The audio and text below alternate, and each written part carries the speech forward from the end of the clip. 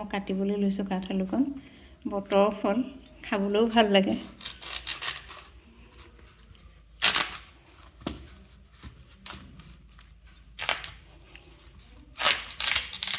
এয়া ভাল, কাঠআলুটো ধুনীয়া। গুচাই ধুই লৈছোঁ।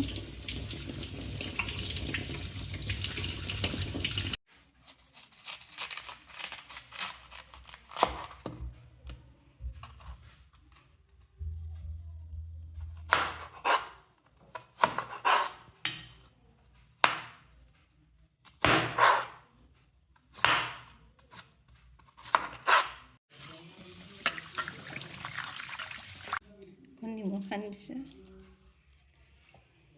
অকণ নিমখ বেছি হ'লেও বেয়া লাগে, সেইকাৰণে অকণমান কমকৈ সানি দিছোঁ। অকণমান থৈ দিলেই ক'লা পৰে, এইবোৰ লগে লগে ভাজিব লাগে, খাবও লাগে লগে লগে।